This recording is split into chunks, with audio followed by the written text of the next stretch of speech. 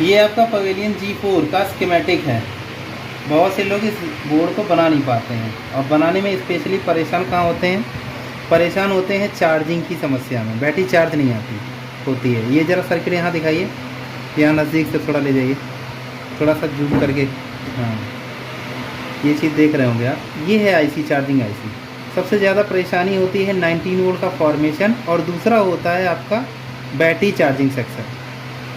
Battery charging section में आप समझ सकते हो कि जो बैटरी चार्जिंग के लिए ये आईसी यूज़ की गई है, सॉरी ये आईसी यूज़ की गई है, और इसके साथ ये मॉसफेट दोनों यूज़ किए गए हैं। इनके द्वारा चार्जिंग होके ही बैटरी का सेक्शन ऑन किया जाता है, बैटरी को चार्ज किया जाता है। लेकिन इससे पहले जो है हमारा 19 वोल्ट का फॉर्मेशन कराया जाता है। 19 वोल्ट का फॉर्मेशन कहाँ से कराया जाता है? इस सेक्शन से, और साथ में इस चार्जिंग आईसी का यूज़ किया जाता है, और इस सेक्शन का यूज़ किया जाता है जहाँ पर ये 28 वोल्ट को रिप्रेजेंट कराया जाता है। यहाँ पर अगर 28 वोल्ट रिप्रेजेंट ना हो तो ये मॉसफेट जो है हमारे 19 वोल्ट का फॉर्मेशन नहीं होने देगा। तो इस सर्किट को कैसे क्या कंप्लीट किया जाए, या कैसे इसको प्रॉब्लम को कैसे सॉल्व किया जाए, एक 19 वोल्ट का फॉर्मेशन और दूसरा जो है हमारा बैटरी चार्जिंग। इसके लिए मैंने खुद एक, देखिए इस तरह इसे दिखाइए, यहाँ पर मैंने एक पूरा डायग्राम, इस डायग्राम को दिखाइए और इस डायग्राम को दिखाइए, दोनों ये डायग्राम, और साथ में इस इधर दिखाइए। सेम पूरा मैंने बनाया है इस कॉपी पे, ताकि आसानी से समझ में आए कि आखिर करना क्या क्या है। इसको बहुत अच्छी तरीके से आप समझ रहे होंगे। नीचे तक दिखाइए, देखिए यहाँ तक पूरा मैंने ये लगा रखा है स्केल, ताकि आपको जो है सही तरीके से समझ में आए। पूरा सर्किट जैसा आपका ये बना हुआ है, इसको देखिए गौर से, और इसको देखिए गौर से, इसको देखिए गौर से। इसी तरीके से इसको बनाया गया है। इसके साथ ये चार्जिंग आईसी, इसका सारा पूरा सर्किट ये देखिए पूरा बनाया गया है। इसी तरीके से बैटरी कैसे काम कर रही है।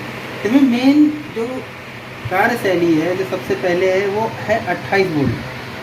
इस 28 वोल्ट को बनाने में लोगों को परेशानी होती है सबसे ज़्यादा। ये देख रहे होंगे आप, यहाँ पे देखिए, ये 28 वोल्ट VS28 जहाँ पे लिखा हुआ 150 के की रजिस्टर। यहाँ पर ये 28 वोल्ट बनाने में यहाँ परेशानी ये होती है, जो वो आईसी होती है इसकी 28 वोल्ट की आईसी होती है। 28 वोल्ट की आईसी 28 वोल्ट को बनाती है। 28 वोल्ट को रोका जाता है इस मॉसफेट के द्वारा, और ये रोका इसीलिए जाता है कि यहाँ का सर्किट आगे चालू ना हो। और इस सर्किट को रोकने के लिए इस ट्रांजिस्टर का यूज़ किया जाता है, ताकि ये रुके, इसको काम करने से रोका जाए। और इसको वर्क कराने के लिए चार्जिंग आईसी का यूज़ किया जाता है। वो कैसे किया जाता है मैं बताता हूँ। सबसे पहले हमारा सर्किट चालू होता है, सबसे पहले हमारा जो सर्किट चालू होता है, ज़रा देखिएगा और से, यहाँ से जा रहे हैं 19 वोल्ट यहाँ फॉर्मेशन हुआ।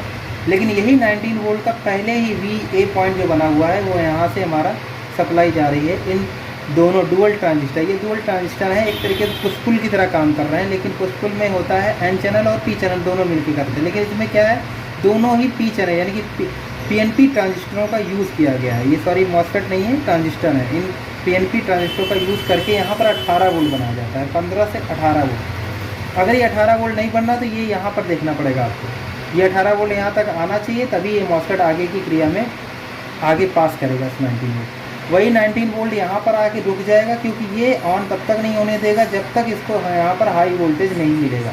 यहाँ पर हाई वोल्टेज, ये N चैनल का मॉसफेट है, इसमें कम से कम 24 से 28 वोल्ट मिलना चाहिए। अब ये 24 से 28 वोल्ट कहाँ मिलेगा?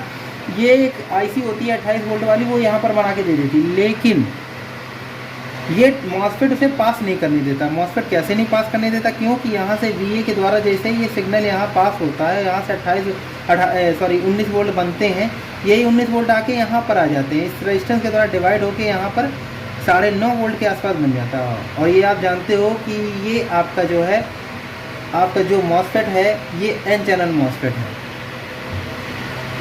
N चैनल ये P चैनल मॉसफेट होगा यहाँ पर, तो गलती से हमने जो है N चैनल बना दिया है। यहाँ पर ये रोक देगा, और ये रोकने के बाद यहाँ से पास नहीं होने देगा। इसको रोकने के लिए इस ट्रांजिस्टर का यूज़ किया गया, लेकिन इसको वर्क कराने के लिए चार्जिंग आईसी का यूज़ किया गया। और चार्जिंग आईसी कैसे काम करती है, यहाँ पर देखिए पूरा सर्किट। यहाँ पर आपने देखा होगा, यहाँ से सप्लाई VA यहाँ पर है, देखिए VA यहाँ पर है, यही VA उठ के यहाँ पर आई है। यहाँ से उठ के ये सप्लाई यहाँ उठ के आई है, इस डायोड के द्वारा यहाँ होते हुए यहाँ जा रही है चार्जिंग आईसी को सप्लाई, और ग्राउंड मिलकर आपका एलडीओ, सबसे पहले एलडीओ बनता है ये 6 वोल्ट, ये सप्लाई बन जाती है। यही सप्लाई उठ के यहाँ पर बूस्ट के तरीके से यूज़ किया जाता है। इन मॉसफेटों को चलाने के लिए बूस्ट सप्लाई का होना बहुत ज़रूरी है। तो जैसे ही ये सप्लाई आएगी उसके बाद यहाँ ग्राउंड से मिलकर एलडीओ निकलेगा। उसी के बाद तुरंत एसी डिटेक्ट की यहाँ पिन नहीं दे रखी है, लेकिन एसी डिटेक्ट का काम भी यही कर रहा है। असल में एसी डिटेक्ट ये यहाँ पर असलियत में बनाएंगे ADAIR करके, और ये ADAIR सीधा सीधा आईओ पे जाता है। तो एसी डिटेक्टर का काम इस आईसी के द्वारा ना करा के सीधे आईओ से कराया जा रहा है। आप देख रहे हैं, इसमें दिखाइए जरा गौर से, इस पर लिखा हुआ है ADAIR, ये पिन जाके सीधा आईओ पे मिलेगी। यहाँ से जब चालू होगा तो यहाँ से हमारा ACOK भी निकलेगा, और यही ACOK आके यहाँ इस पर देखिए, इसको इस ट्रांजिस्टर को जो है N चैनल के NPN ट्रांजिस्टर जो है इसको ऑन करा के इसको ऑफ कराया जाएगा।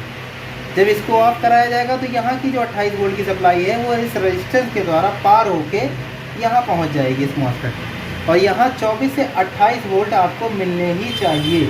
अगर यहाँ सप्लाई मिल रही है 28 वोल्ट तभी ये आगे रेजिस्टेंस पे पास होगा, और यही सप्लाई उठ के फिर से चार्जिंग आईसी पे सेंस कराई जाती है, ताकि चार्जिंग आईसी अच्छी तरीके से समझ ले कि कैसे काम किया जा रहा है। और उसके बाद ही जब ये कंफर्म कर लेती कि हाँ आगे कोई शॉर्टिंग नहीं है, उसके बाद ही आपका जो है परमानेंटली ये ऑन रखती है ACOK के द्वारा, और ऑन होके ये सारी सप्लाई जाती है बीम, जहाँ जहाँ ज़रूरत है 19 वोल्ट का वहाँ 19 वोल्ट पहुँचती है, डिस्ट्रीब्यूशन होता है 19 वोल्ट का। उसके बाद ही सारी सप्लाइयाँ बन के यहाँ आती हैं और इस मॉसफेट के द्वारा रोक दी जाती हैं। अब समस्या ये है कि ये तो 19 वोल्ट का फॉर्मेशन हो गया। अब दूसरा मैंने बोला था कि आपका बैटरी चार्जिंग कराने में कुछ लोगों को रिपेयरिंग में बहुत दिक्कत होती है। क्या दिक्कत होती है वो मैं बताता हूँ। बैटरी चार्जिंग की समस्या ये होती है कि बैटरी चार्ज नहीं करा पाते हैं। आप वो देखते रहते हैं कि भाई आईसी चार्जिंग आईसी बदल के देख ली, उन्होंने मॉसफेट बदल के देख लिए, अब उन्होंने कह रहे हैं कि नहीं हो रही चार्जिंग। अब इसके लिए क्या है, इसका एक फंडा पूरा बैटरी आप जैसे ही लगाते हैं तो बैटरी जब तक आप नहीं लगाएंगे तब तक इस पर 3 पिनें जाती हैं। एक आती है SDA, यहाँ पर देखिए ये लिखा होगा आपका, ये देखिए लिखा हुआ है SDA, उसके बाद लिखा हुआ है SCL, ये दोनों पिन होती हैं। साथ में एक होती है बैटरी टेम्परेचर, इसे कुछ सेक्शनों में इसे बैटरी प्रेजेंट के नाम से जाना जाता है। यानी कि 3 ये सिग्नल बहुत ज़रूरी होते हैं। ये 3 सिग्नल जो है चार्जिंग आईसी से भी जुड़े होते हैं और आईओ से भी जुड़े होते हैं। लेकिन किसी में क्या होता है, बैटरी वाला ये सिग्नल जो है केवल आईओ से जुड़ा होता है, लेकिन ज़्यादातर में जो है देखेंगे आप तो ये आईओ से ही जुड़ा मिलेगा। कुछ में जो है चार्जिंग आईसी से भी जोड़ दिया जाता है। बहरहाल इन 3 सिग्नल का होना बहुत ज़रूरी है। इन 3 सिग्नल पे आपको देखना होगा, SDA इससे भी लगा होगा चार्जिंग आईसी से, SCL चार्जिंग आईसी से भी लगा होगा, साथ में आईओ से भी SDA और SCL लगा होगा। ये दोनों जब लगे होंगे, जैसे ही बैटरी आप लगाएंगे तो ये आईओ पे जो जाने वाला टेम्परेचर वाला पॉइंट है, ये देखो लिखा भी है मैंने आईओ पर, ये आईओ पे जाता है। जैसे ही इस आईओ पे क्या है, LDO सप्लाई दी जाती है। इस पर देखिए, इस बैटरी वाले टेम्परेचर पे LDO सप्लाई दी जाएगी, साथ में SDA पर जो है 3 वोल्ट PCU सप्लाई दी जाएगी, साथ में SCL पर भी दिया जाएगा। यानी कि इन पर कंपलसरी है कि 3 वोल्ट LDO सप्लाई मिलनी ही चाहिए, अदरवाइज़ काम नहीं करेंगे। तो इस पर जैसे ही ये सिग्नल मिलेंगे तो हमारा क्या होगा कि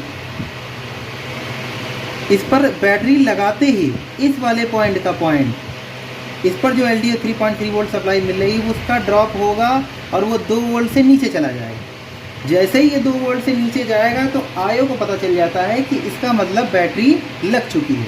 ये बैटरी पर सिग्नल पता चल जाता है उसको, क्योंकि यही वाला सिग्नल जैसे ही बैटरी लेती है तो बैटरी का अंदर का सर्किट जो है उस 3 वोल्ट LDO को पी जाता है इस वाले पिन पर, और वो पी के 2 वोल्ट के आसपास नीचे, यानी कि 1.5 वोल्ट 2 वोल्ट आता है, वो 2 वोल्ट ही आएगा। उसी वजह से पता चलता है आईओ को कि बैटरी लग चुकी है। और जैसे ही बैटरी लगती है तो SDA SCL पर भी अपने सिग्नल वो निकालना शुरू कर देती है, SDA SCL पर, जिससे चार्जिंग आईसी को उसको पता चल जाता है कि यहाँ पर हमारा सिग्नल मिल रहा है और यहाँ पर हाई और यहाँ पर लो ड्राइव मिलना शुरू हो जाती है। अब ये ड्राइव मिलेगी, उसके साथ साथ बूस्ट सिग्नल का भी काम बहुत यूज़ है। बूस्ट पे इस रेजिस्टेंस और इस कैपेसिटर का बहुत बड़ा महत्वपूर्ण काम है। अगर ये बूस्ट पर यहाँ पर सप्लाई आपको बढ़ते हुए नहीं मिल रही, जिसका मतलब बूस्ट वाली सप्लाई नहीं मिल रही है, बढ़ नहीं रही है। अच्छा, इस पर पॉइंट कितना वोल्टेज बनना चाहिए, यहाँ पर कुछ लोग कन्फ्यूजन में रहते हैं।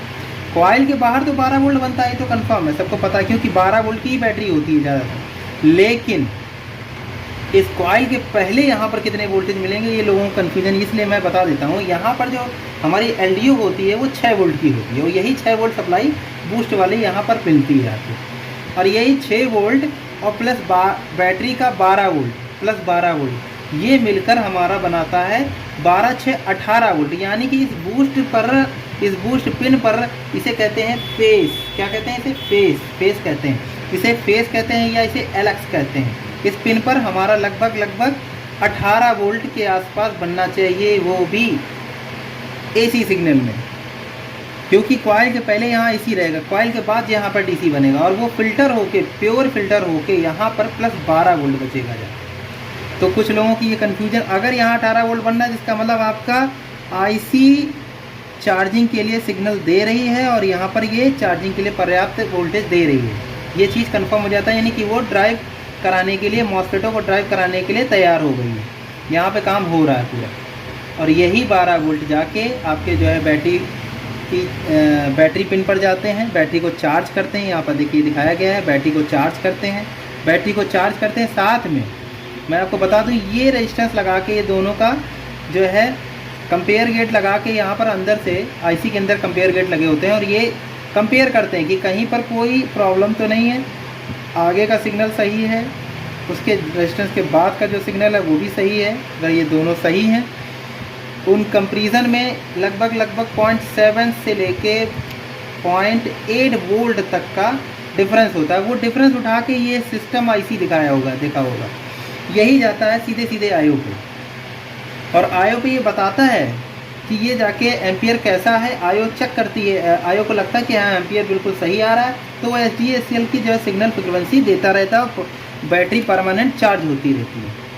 अगर उसमें इसका जो है एम्पियर कहीं भी ऊपर नीचे हुआ, तो ये IO को पता चल जाता है, और IO को पता चलते ही IO SDA/SCL पर जो है फ्रिक्वेंसी देना बंद कर देती है, जिससे बैटरी चार्ज नहीं हो सकती। तो ये चीज़ें आप लोग को ध्यान देना होगा कि बैटरी चार्जिंग में हर एक पॉइंट बहुत इंपॉर्टेंट है। जैसे ये रेजिस्टेंस है, ये रेजिस्टेंस, या कभी कभी आपने देखा होगा एक PR रेजिस्टेंस, ये वाली है, ये रेजिस्टेंस भी अगर गड़बड़ करती है तब भी आपकी चार्जिंग प्रॉब्लम करती है। या ये कभी कभी मॉस्फेट जो है आपका, सेकंड मॉस्फेट जब स्टार्ट हो जाता है तब भी बैटरी चार्जिंग सही नहीं होती, ये आपने देखा होगा कभी कभी। ये सारी सिस्टम जो है, इन चीज़ों को देखना बहुत बारीक तरीके से देखना है। कॉइल को आपको देखना है, कॉइल के एक तरफ AC मिलेगी, कॉइल के दूसरी तरफ DC मिलनी चाहिए। अगर दोनों तरफ AC मिल रही तो इसका मतलब कॉइल ख़राब है, तब भी बैटरी चार्ज नहीं होगी। मॉस्फेट इन दोनों में से कोई ख़राब नहीं होना चाहिए। बूस्ट का पिन मैंने जैसे पहले बताया कि बूस्ट की रेजिस्टेंस और कैपेसिटर दोनों ही बहुत इंपॉर्टेंट है। इनमें से कोई भी लूज़ होता है तो भी आपकी चार्जिंग वाली प्रॉब्लम सॉल्व नहीं होगी। उसके बाद आपका पावर, तो आपको पता ही है कि पावर तो आनी ही चाहिए, लेकिन मेन इन रेजिस्टेंसों का गेम है इसके साथ, और इस रेजिस्टेंस का भी गेम होता है। इस रेजिस्टेंस का अगर सही तरीके से ये ना लगी हो तो मॉस्फेट जाने का डर रहता है, मॉस्फेट बहुत जल्दी शॉर्ट हो, क्योंकि ये टैंक सर्किट का काम कर रहे हैं। 2.2 ओम की रेजिस्टेंस, और ये 0.1 MFD वाला जो है 1.5 kPa जो लिखा हुआ है 50 वोल्ट का, ये कैपेसिटर इसको काम करता है, शॉर्ट करा देगा। अगर इसमें से कोई भी एक चीज़ गई तो मॉस्फेट बहुत जल्दी चले जाएंगे, शॉर्ट हो जाएंगे अपने आप। तो ये चीज़ें आपको बहुत बारीकी से ध्यान देनी पड़ेंगी। AC OK का जब तक सिग्नल नहीं मिलेगा तब तक ये ड्राइव नहीं करा पाएंगे आप 28 वोल्ट को, और 28 वोल्ट ड्राइव नहीं होगा तो आपको भी पता है 19 वोल्ट का फॉर्मेशन पूरा नहीं होगा। ये चीज़ आपको समझ में आ गई होगी। अब यार ज़रा इस सर्किट पर देखिए, इतना ज़रा आइए, इसको ज़रा बारीक नज़दीक लेके आइए। ये देखिए, आप ये देख रहे होंगे सारा सर्किट पूरा वैसे ही बना हुआ है। अब इसी में लोग देखते हैं बड़ा परेशान हो जाते हैं कि कैसे ये होगा, क्या होगा, किस तरीके से होगा। ये सारा सर्किट मैं बना रहा हूँ, आपको मैं दिखा रहा हूँ कि देखिए पूरा सर्किट जैसा मैंने बता रखा सब वही सेम है। कैसे सप्लाई आ रही है, कैसे जा रहा है, कैसे बैटरी पर जा रहा है, कैसे बैटरी प्रेजेंट पे देखिए 3 वोल्ट LDO है। हालांकि SDA और SCL पर भी 3 वोल्ट मिलेगा, वो मिलना भी बहुत ज़रूरी है। बिना SDA, ये एक तरीके से SDA और SCL एक तरीके से ये हो गया जैसे एक डॉक्टर जो है, डॉक्टर जब भी कभी दवा देता है मरीज़ को तो एक जो है ग्लूकोज की बोतल टांग देता है। तो ग्लूकोज की बोतल में LDO की सप्लाई ग्लूकोज की वो बोतल है, लेकिन जब SDA HCl पर फ्रिक्वेंसी आयो के द्वारा मिलती है, आयो के द्वारा HCl और SDA जब सिग्नल यानी कि दवा डाली जाती है असलियत में, तब वो जो है सही तरीके से काम करती है।